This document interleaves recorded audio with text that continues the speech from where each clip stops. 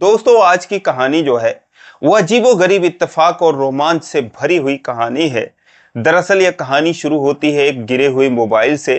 एक लड़का जो कि एक गिरा हुआ मोबाइल पाता है और मोबाइल पाते ही वो खुश हो जाता है। उसके बाद वो मोबाइल को स्विच ऑफ कर देता है और 15 दिनों के लिए बंद करके रख देता है।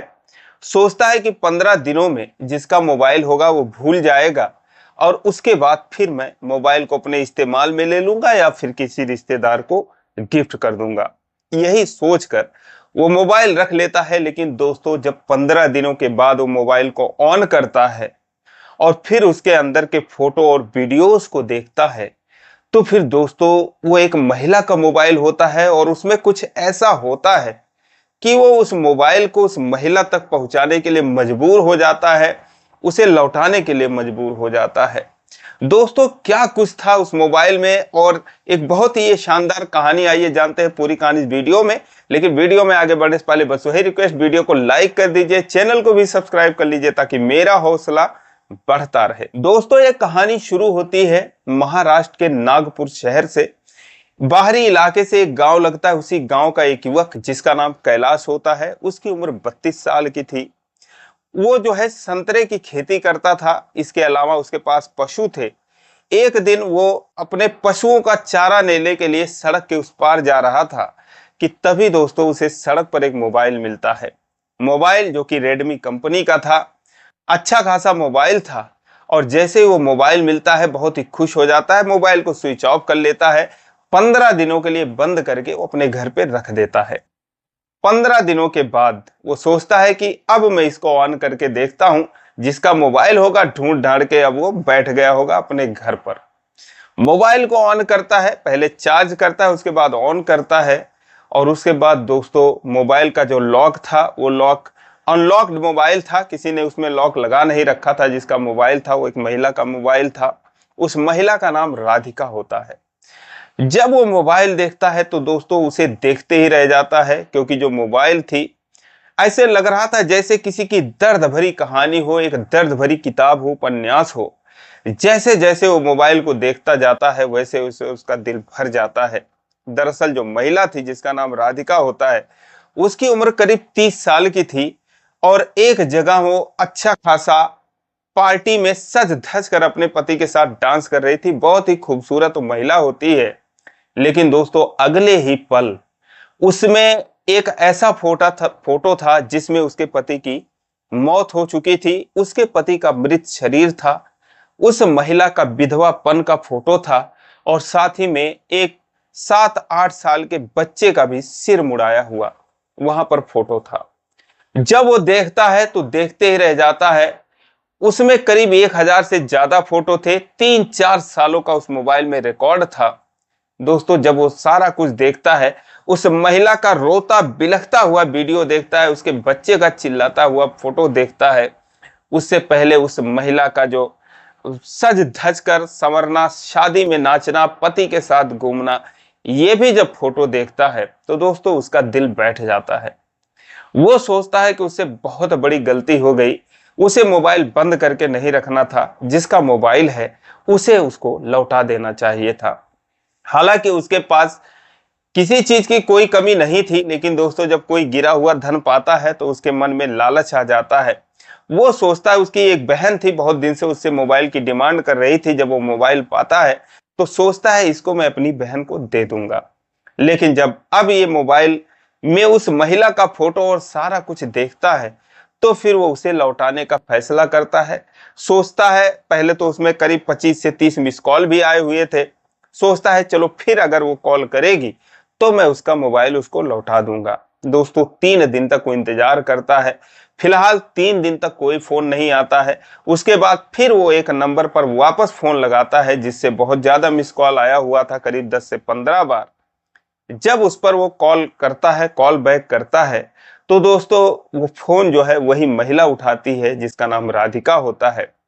जैसे ही वो फोन उठाती है, फोन उठाते ही बोलती है, भैया कौन हो, मेरा मोबाइल मुझे दे जाओ प्लीज, मैं बहुत परेशान हूँ।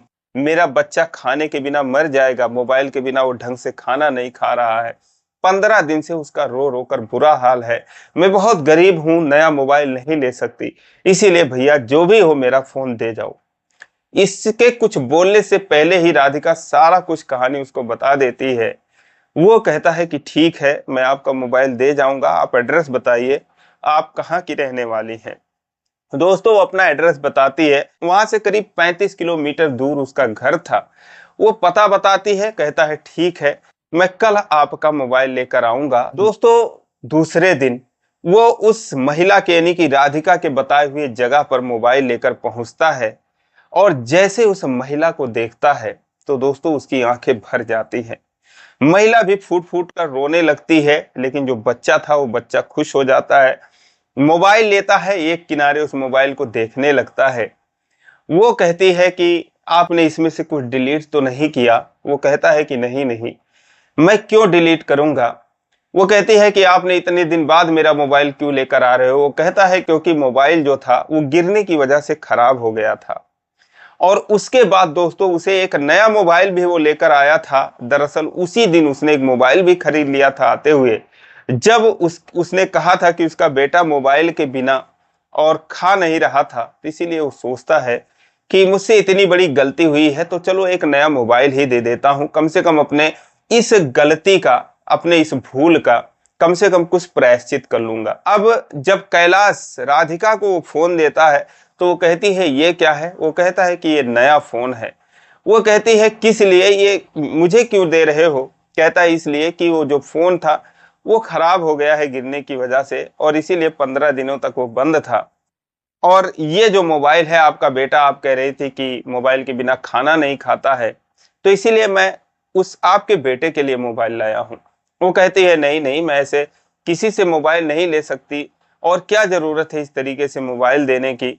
कोई और होता तो मेरा ही गिरा हुआ मोबाइल मुझे नहीं लौटाता, भला कौन लौटाता है, लेकिन आपने दे दिया, आपकी यही बहुत मेहरबानी है।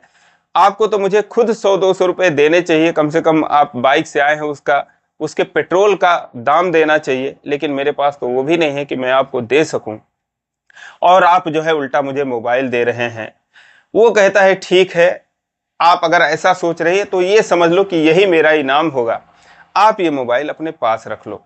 वो बहुत मना करती है, बहुत रिक्वेस्ट करता है, कहता है क्यों, आपका बेटा जो है समझ लो मेरा भी कुछ है, मेरा बेटा नहीं है क्या, आप उसके लिए मोबाइल रख लो। दोस्तों फिर राधिका जो है बहुत जिद करने के बाद मोबाइल अपने पास रख लेती है।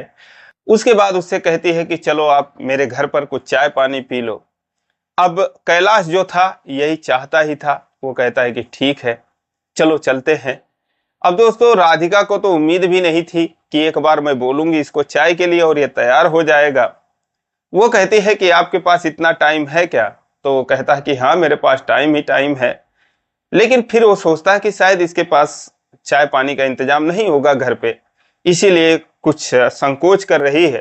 तो कैलाश कहता है कि चलो कोई बात नहीं, आपके घर पर क्या चलें, चलो कहीं बैठकर ही चाय पी लेते हैं और वहीं पर मैं ये सिम जो है इसका सिम निकाल कर नए वाले मोबाइल में लगा दूंगा, मोबाइल सेट कर दूंगा। वो कहती है कि नहीं मैं इधर अपने आसपास नहीं बैठती कहीं पर। कहता है चलो कहीं दूर ही चलते हैं।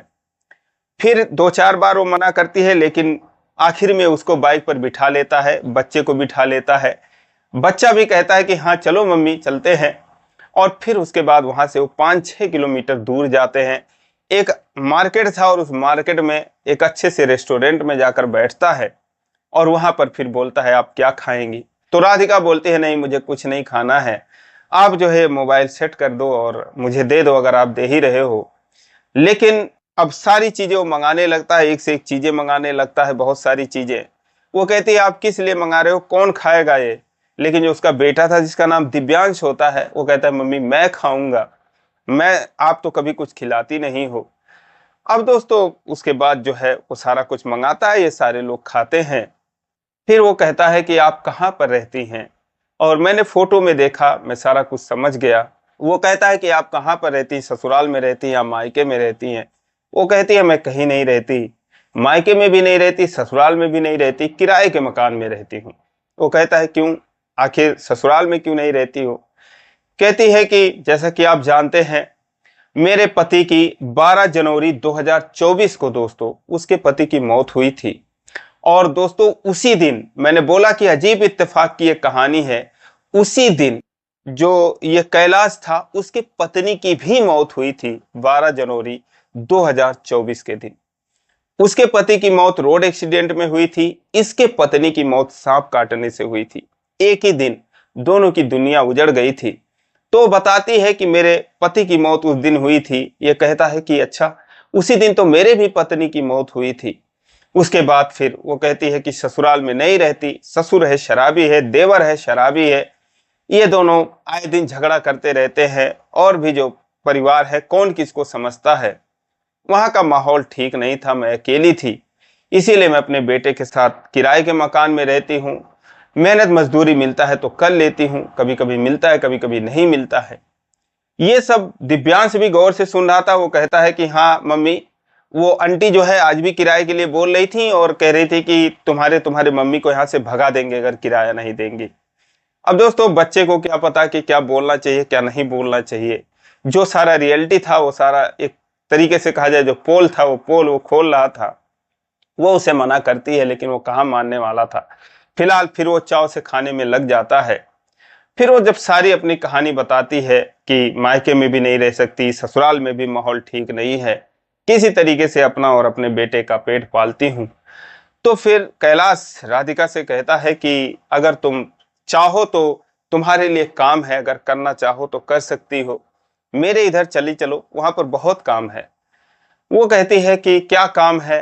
तो कहता है कि कोई भी काम तुम अगर करना चाहो, खेती बाड़ी का। कहती है मैं तो कुछ भी कर लूंगी, लेकिन ठीक है आप कह रहे हैं तो अच्छा है, लेकिन मैं अपने मकान मालिक का जो किराया है पिछले 2-3 महीनों से बाकी है वो मैं उसको किराया दे दूं, उसके बाद फिर मैं आपके साथ जहां आप कहेंगे वहां काम पर मैं लग जाऊंगी। आपकी बड़ी मेहरबानी होगी अगर आप मेरे लिए कोई काम बता देंगे। वो कहता है कि काम करके ही तुम उसको पैसा दे देना मकान मालिक को। एक काम करो, तुम आज ही मेरे साथ चल चलो। अब दोस्तों फिर राधिका कुछ देर सोचती है, फिर कहती है चलो ठीक है। जो दिव्यांश था वो भी कहता हाँ मम्मी चलो, उधर बहुत लड़ाई झगड़ा करते हैं वो लोग। और दोस्तों फिर वहीं से वो बाइक पर बिठाकर उसे अपने घर ले आता है। एक उसका बगीचा था, संतरे का बगीचा था। वहां पर एक छोटी सी झोपड़ी बनी हुई थी, उसमें कुछ बर्तन उसने रख रखा था जो कभी कभी नॉनवेज बनाकर खा लिया करता था। बाकी सारी जो सुविधाएं थी जिनकी कमी थी वो शाम तक सब कुछ, जो बर्तन थे बिस्तर था, सब कुछ खरीद कर वहां पर ले आता है।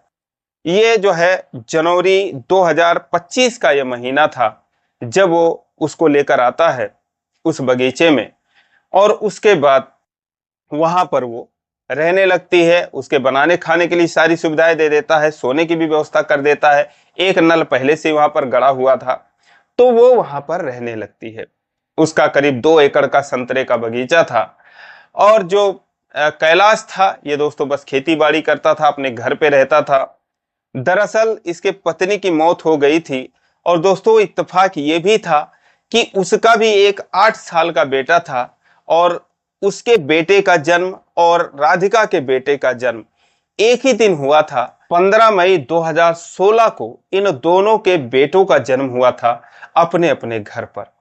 इसके अलावा जब और बातचीत होती है तो दोस्तों एक और इत्तेफाक निकलकर सामने आता है कि इन दोनों की शादी एक ही दिन हुई थी। यानी कि दोस्तों आप खुद सोचिए कि एक ही दिन इन दोनों की शादी हुई थी, एक ही दिन इन दोनों को बेटा हुआ और एक ही दिन इन दोनों की दुनिया उजड़ गई।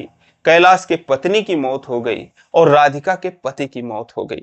अजीब इत्तेफाक था। बातों बातों में दोस्तों ये सारा कुछ पता चलता है। काम करते हुए इसको 2 महीने बीत जाते हैं और वो आराम से काम कर रही थी, बहुत मेहनत से काम कर रही थी। जहां पर कैलाश अपने बेटे का नाम लिखवाया था जिस स्कूल में, वहां पर कुछ दिनों के बाद वो उसके भी बेटे दिव्यांश का भी नाम उसी स्कूल में लिखवा देता है। इस तरीके से सारा कुछ सही तरीके से चल रहा था। लेकिन दोस्तों तभी जो राधिका थी उसके ससुराल वाले आ जाते हैं, ना जाने कहां से पता लगाते हुए आ जाते हैं और आकर कहते हैं कि तुमने हमारी नाक कटवा दी, तू वहां से भाग आई और लोग यही कह रहे हैं कि एक विधवा बहू को तुम लोग रख नहीं सके और वो किसी के साथ भाग गई, तो तू यहाँ पर रंगरलिया मना रही है। तमाम चीजें उसको कहते हैं। अब दोस्तों वो सकपका जाती है, वो कहती है कि आप लोगों से क्या मतलब, मैं मेहनत कर रही हूँ, मजदूरी कर रही हूँ। लेकिन दोस्तों जो उसका देवर था शराब पी के आया हुआ था, ससुर भी नशे में था और एक दो लोग आए हुए थे। देवर जो है उसको मारने के लिए दौड़ता, उसका हाथ पकड़ लेता, घसीटते हुए कहता है चल तुझे घर पे ले चलकर बताता हूँ। और उसके बाद दोस्तों अब जो कैलाश था वो देखता है राधिका चिल्ला रही थी, मदद की गुहार लगा रही थी। कैलाश से देखा नहीं जाता, वो जाता है उसके देवर को उससे अलग करता है, दूर धकेलता है, मारने की धमकी देता है और इस तरीके से वो राधिका को उसके चंगुल से छुड़ाता है। इतने पर भी वो लोग नहीं मानते हैं, तमाम चीजें कहते हैं, कहते ये कौन होती है तेरी, तूने बीबी समझ रखा है इसको, किस लिए इसको यहाँ पर रखा है। वो कहता है जो भी तुम लोगों को समझना वो समझ लो, अगर तुम बीबी ही समझ रहे हो तो बीबी ही समझ लो, मैं इससे शादी करूंगा, बस यही समझ लो। अब इसके बाद दोस्तों वो लोग पुलिस को बुला लेते हैं, पुलिस आती है, दोनों पक्ष को थाने में लेकर जाती है, वहां पे पूछताछ करती है, हाँ भाई क्यों रख रहे हो इसको, क्या बात है, तो सारी बातें वो बताता है। उसके बाद वो उसके सास ससुर को भी समझाते हैं कि भाई ये मेहनत मजदूरी कर रही है। वो लोग कहते हैं नहीं मेहनत मजदूरी नहीं कर रही है, गलत काम कर रही है। तो इस पर जो थाना अध्यक्ष थे उससे कहते हैं हाँ भाई तुम्हारा क्या इरादा है, क्या ये गलत कर रही है, क्या तुम गलत कर रहे हो। वो कहता है साहब अगर ये बुरा ना माने, अगर ये मानती है तो मैं इनसे शादी करने के लिए तैयार हूं, और जो ये लोग सोच रहे हैं इनको सोचने दीजिए। आप अगर कृपा करके आप हमारी शादी करवा दीजिए, बस आप जो है राधिका से पूछ लीजिए कि वो क्या चाहती है। अब दोस्तों जो थानाध्यक्ष थे वहां महिला भी पुलिसकर्मी थी, उसको एक किनारे ले जाकर बैठाकर उसको समझाती हैं और जब उससे कहती हैं कि वो जो है तुमसे शादी करना चाहता है, तुम्हारा क्या इरादा है, तो दोस्तों इतना ही सुनते वो रोने लगती है, क्योंकि वो कहती है कि क्या मैं इस लायक हूं कि वो मुझसे शादी करेंगे। अब दोस्तों जब ये महिला पुलिसकर्मी बात सुनती है उससे आकर कहती हैं कि हाँ वो भी शादी करने के लिए तैयार है। इस तरीके से दोस्तों उसी थाने में उसी दिन उन दोनों की शादी भी होती है। वो दिन था 15 अप्रैल 2025 का। और दोस्तों उसके बाद पुलिस वाले उसके ससुराल वालों को भेज देते हैं कि भैया जाओ, आप लोगों का रोल खत्म हो गया है, आप लोगों का भी इनसे कोई रिश्ता नहीं है, आप लोग जा सकते हैं, अब कभी इन दोनों की जिंदगी में दखल मत देना। और दोस्तों उसके बाद वो अपने घर चले जाते हैं और कैलाश जो है वो राधिका को पत्नी बनाकर दोस्तों अपने घर ले आता है। तब से लेकर आज तक ये दोनों दोस्तों बहुत ही शानदार तरीके से रह रहे हैं, मेहनत करते हैं, अपना खेती देखते हैं, पशु देखते हैं और दोनों बच्चे जो है पढ़ रहे हैं, बहुत ही शानदार तरीके से दोनों रह रहे हैं। लेकिन दोस्तों ये अजीब इत्तेफाक था कि दो लोगों की एक ही दिन शादी हुई, एक ही दिन बच्चा हुआ, एक ही दिन दोनों की दुनिया उजड़ गई, अंत में जाकर इन दोनों ने शादी करी। अब ये भगवान का करामात कहें या ईश्वर की लीला कहें या फिर क्या कुछ कहें, दोस्तों अजीबोगरीब ये थी कहानी। आपको ये कहानी कैसी लगी, राधिका और कैलाश की कहानी कैसी लगी, कमेंट में जरूर बताएं।